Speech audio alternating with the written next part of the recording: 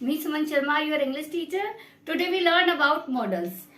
First question is what is model. Model होते क्या है? अगर आपको ये नहीं पता कि मॉडल्स होते क्या है तो फिर आप इनको अच्छे से समझ नहीं पाओगे। बेटा मॉडल होता है एक तरह से मूड, यानी कि आप मान लो परमिशन ही मांग रहे हो, तो परमिशन आप मांग रहे हो, आप पोलाइटली मांग रहे हो परमिशन को, या आप जबरदस्ती, परमिशन भी कई बार जबरदस्ती लेने वाली बातें हो जाती है। तो आपके मूड पे, आपका जो मूड है वो पता चल जाता है कि आप किस मूड से क्या चीज कर रहे हो, चाहे वो रिक्वेस्ट हो, चाहे आप अपनी एबिलिटी बता रहे हो, कैपेसिटी बता रहे हो, या कोई रिक्वेस्ट कर रहे हो, या परमिशन मांग रहे हो। जैसे मैं आपको एक एग्जांपल देती हूँ।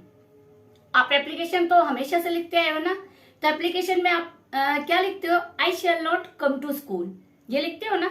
आई shall not come to school. आप शैल का यूज क्यों करते हो? वहां पे विल का यूज क्यों नहीं करते? क्योंकि बेटा अगर तुमने विल का यूज किया तो आपको परमिशन मिलेगी नहीं, आपको छुट्टी मिलेगी नहीं। क्यों?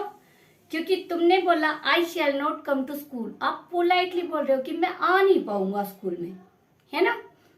बोलने का डिफरेंस देख रहे हो ना, कि मैं आज स्कूल नहीं आ पाऊंगा। और अगर आप बोलो, अगर आपने एप्लीकेशन में लिख दिया I will not come to school, इसका मतलब क्या हो गया? चाहे आप परमिशन दो चाहे ना दो, मैं तो स्कूल में आऊंगा नहीं, है ना।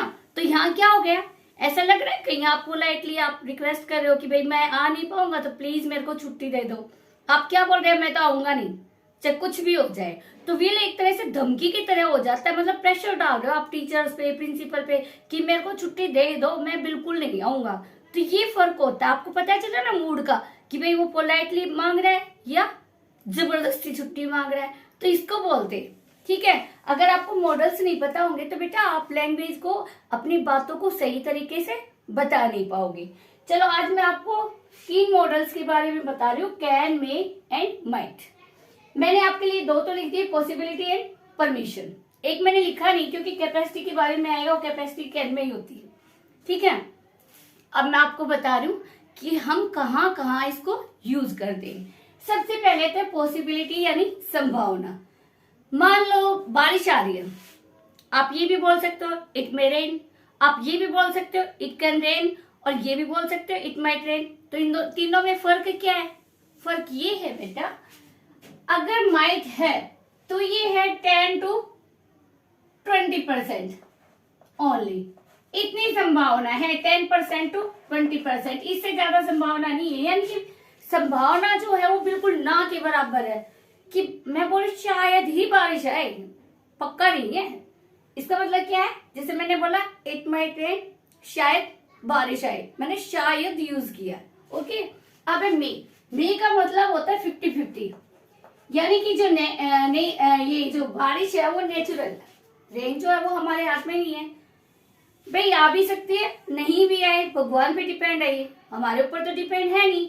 तो कहीं भी अगर आ जाए ना खाली इट डैश रेन, तो वहां पे आप मूल के आप मे भर सकते हो, माइट भरना जरूरी नहीं है। अब मैं बताऊंगी माइट कैसे भरते हो और कैन को कैसे।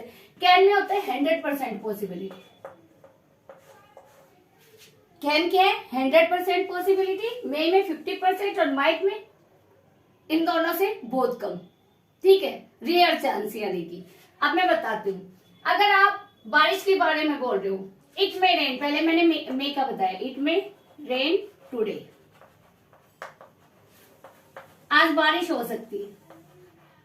भाई नहीं भी हो, क्योंकि गॉड पे डिपेंड है, हमारे ऊपर डिपेंड नहीं है। अगर हमारे वश में होती तो हम अपनी बात जो है वो पक्का कर लेते, लेकिन हमारे हाथ में ये चीज नहीं है। इट मे रेन टुडे, आज बारिश आ सकती, 50-50 चांस है, बारिश का मौसम लग रहा है, तो आप बोलते इट मे रेन। अब है द स्काई इज क्लियर,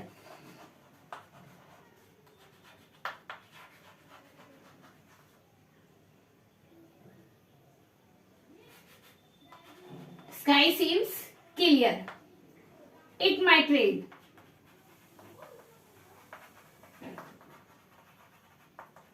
आसमान जो है वो साफ दिखता है, साफ दिख रहा है। द स्काई सीम्स क्लियर, आसमान साफ दिख रहा है। इट माइट रेन, शायद बारिश आए, कि शायद ही बारिश आए, पक्का नहीं कह सकते, क्योंकि आसमान तो बिल्कुल साफ है, आसमान तो बिल्कुल साफ है। पर कई बार लगता है ना कि आसमान साफ होने के बाद भी कुछ धुंधलापन होता है, तो हमें महसूस होता है कि शायद बारिश आ जाएगी, कई बार ठंडी हवा चल रही होती है तो हमें पॉसिबिलिटी तो दिखती है कि भाई कहीं बारिश हुई है, हो सकता है यहाँ भी आ जाए, लेकिन पक्का नहीं है। यानी कि स्काई सीम्स क्लियर, सीम्स लिखा है मैंने, लगता है, साफ साफ सा लगता है, यानी कि साफ है नहीं कंप्लीटली, ठीक है, कंप्लीटली साफ नहीं है स्काई, लगता है कि बारिश शायद आ जाए, नहीं भी आए। वो मैंने आपको बताया किस वे में बोलते हो, इसका मतलब है ठंडी हवा चल रही है तो कहीं बारिश हुई है, शायद यहाँ भी आ जाए, कुछ कुछ बादल दिख रहे हैं, हो सकता है यहाँ भी आ जाए। अभी तो आसमान साफ है, क्योंकि जब तक आपको लगता नहीं कि बारिश आ सकती है तब तक आप बोलते नहीं कि बारिश आ जाएगी। हल्के फुल्के बादल होते हैं, हम सोचते हैं शायद ना ही आए, है ना। तो यहाँ पे वो है, आपको पता चल गया, it may rain today 50-50 chance है, क्योंकि बोर्ड के हाथ में।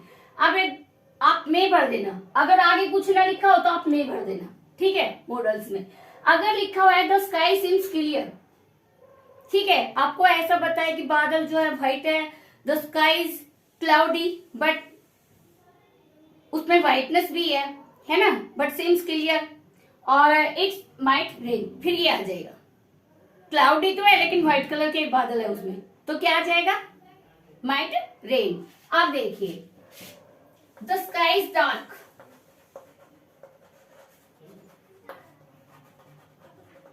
और लिखा हो क्लाउडी,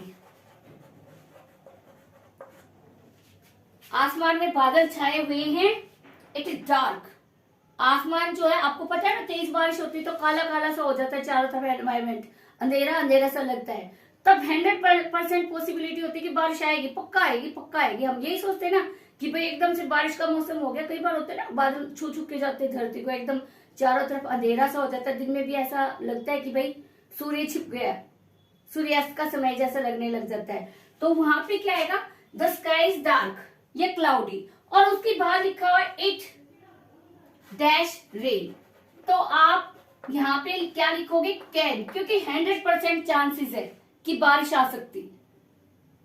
अभी मैंने आपको क्या बताया, कैन 100% के लिए, जैसे द स्काई इज डार्क या the sky is cloudy, it dash rain, आप क्या भर दोगे, कैन, क्योंकि 100% आपको लग रहा है कि बारिश आ सकती है। अगर कुछ ना लिखा हो तो इट में रेन लिख दो तुम, ठीक है। उसके बाद द स्काई सीम्स क्लियर, अगर आपको ये बात बता दी जाए there are no so much clouds in the sky, आसमान में इतने ज्यादा बादल नहीं है, और उसके बाद लिखा जाए इट डैश रेन, तो आप माइट भरोगे, क्योंकि आसमान में ज्यादा बादल नहीं दिख रहे आपको, या ये आपको साफ साफ सा दिख रहा है, तो आप क्या लिखोगे, माइट, ठीक है। फर्स्ट आपको समझ आ गया कि पॉसिबिलिटी में क्या होता है, 100%, 50% एंड 10-20%। अच्छा, इसमें अगर इसमें आपको कुछ नहीं लिखा पाएगा, ना क्लाउडी लिखा पाएगा, ना आपको सीम्स क्लियर लिखा पाएगा, नॉट क्लाउडी, ऐसा कुछ नहीं लिखा पाएगा, तो आप आंख मूंद के में भर देना, आपका कोई नंबर नहीं कट होगा। अब मैं आपको इसका जो सेकंड वाला है वो समझा रही हूं।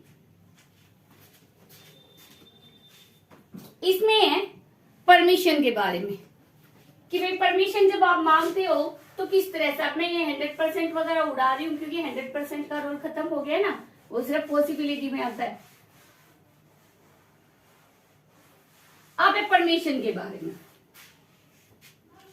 Can, may and might.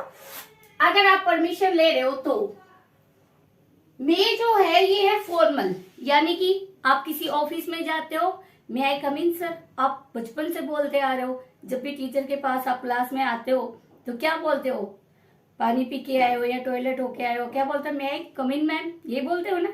तो मे जो है ये यूज होता है फॉर्मल तरीके में, यानी कि औपचारिक तरीके से, शिष्टाचार के तरीके से, ठीक है। तो किसी ऑफिस में जा रहे हो, किसी बैंक में अपने से बड़े से बात कर रहे हो, तो वहां पे इजाजत लेने के लिए फॉर्मल लैंग्वेज यूज करते हैं, तो वहां पे क्या बोलते हैं, may I come in sir.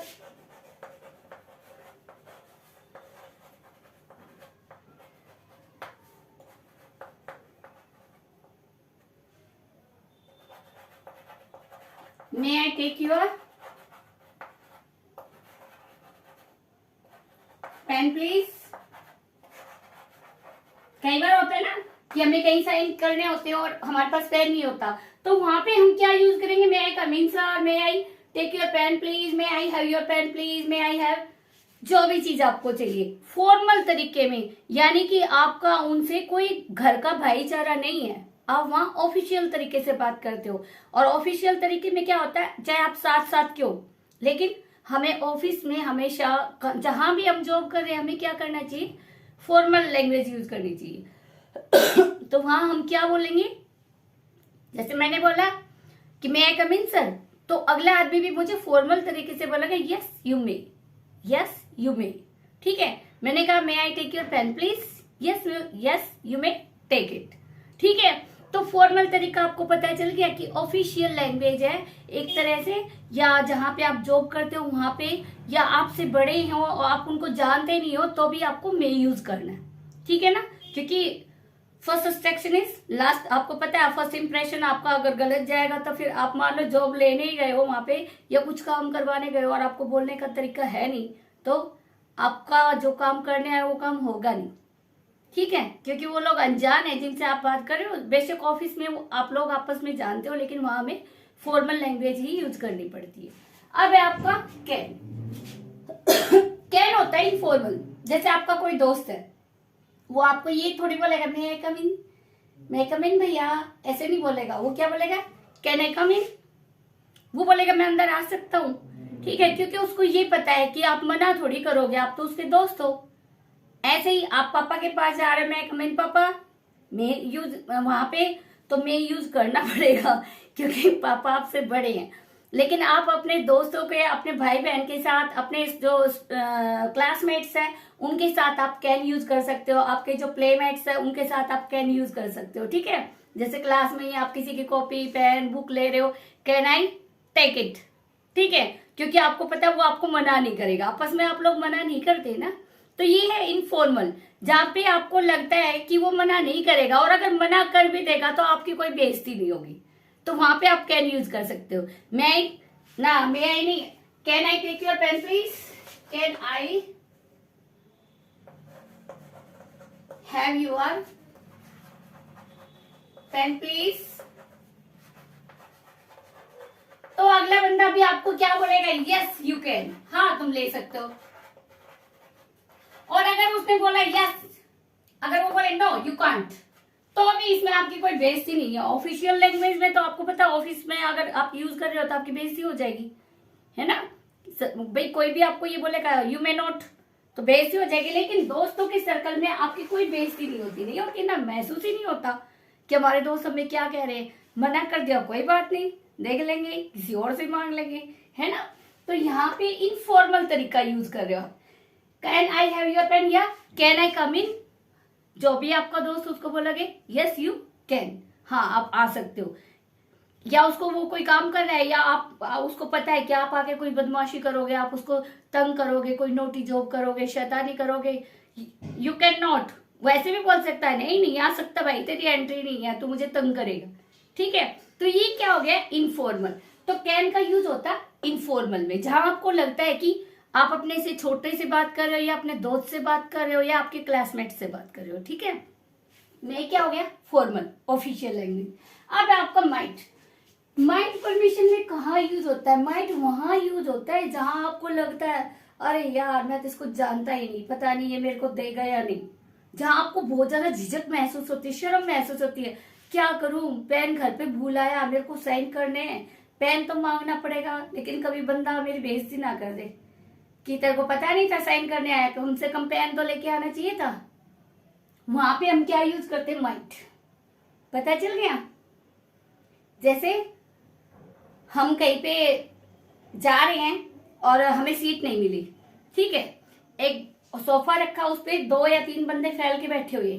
ठीक है, आप उसको बोलते हो कि क्या मेरे को प्लीज सिटिंग के लिए जगह दे दोगे, है ना।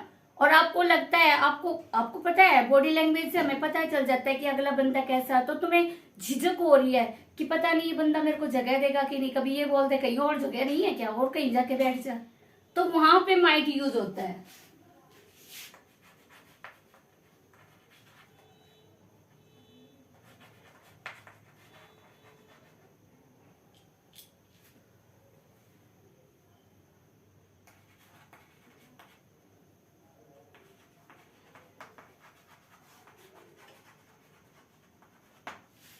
क्या आप थोड़ी सी जगह दोगे बैठने के लिए? तो यहाँ पे क्या है, आप झिझक रहे हो बहुत ज्यादा कि आप साइड में हो जाओगे प्लीज, और आपको लग रहा है कभी मना ना कर दे। तो बहुत ज्यादा जब हमें झिझक होती है, बिल्कुल अनजाना आदमी है, आपको पता ऑफिस में भी जान पहचान वाले हैं, लेकिन आपको फॉर्मल लैंग्वेज यूज करनी पड़ेगी।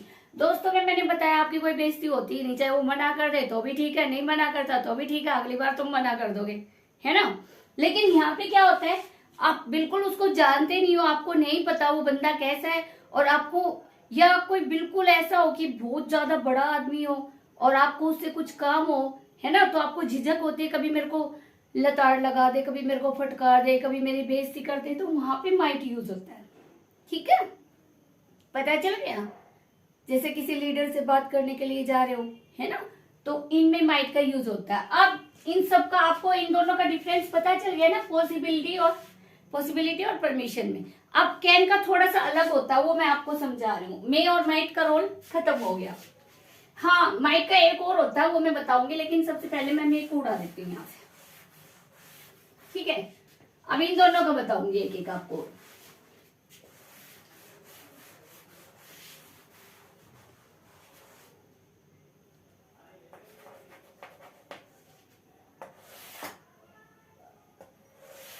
अब मैं इसके साथ एक ले रही हूं कुड।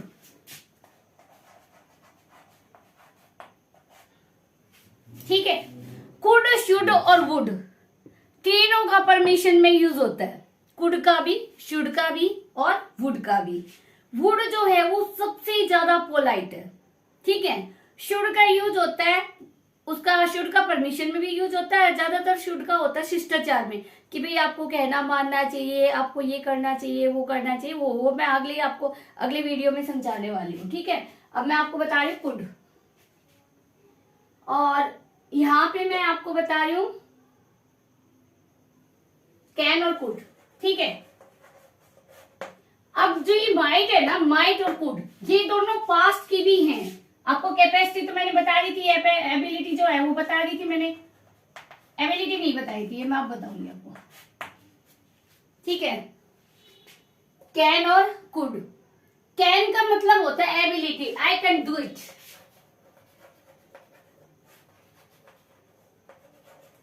ये आपको बार बार बोला जाता है कि कभी भी ये मत बोलो आई कांट डू दिस, मैं इसे नहीं कर सकता, क्योंकि जब तुम ना करते हो तो उस चीज की ना ही हो जाती है ना। हमें क्या करना चाहिए, हर चीज के लिए हमेशा ये सोचना है yes I can do this, yes I can do this, यानी मेरे अंदर एबिलिटी है, मैं इस काम को कर सकता हूं। तो ये जो है आपके लिए बहुत ज्यादा पॉजिटिव है। इसमें क्या होता है, आपकी कैपेसिटी का पता चलता है, आपकी एबिलिटी का पता चलता है कि आप इस काम को कर सकते हो। और बेटा ऐसा काम तो कोई है ही नहीं जो इंसान ना कर सके। ठीक है, लेकिन अच्छे अच्छे काम में लगा ना अपनी एबिलिटी। अगला है कुड। ये कैन जो है ये कुड का पास्ट है, समझ आ गया, यानी कि पास्ट की ability. I could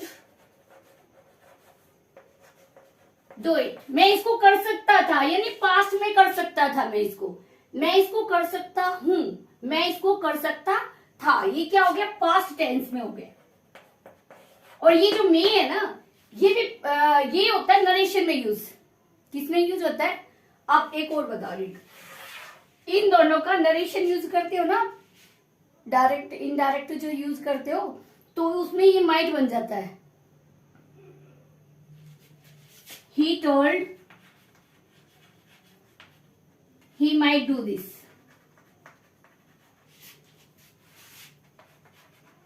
He told that he might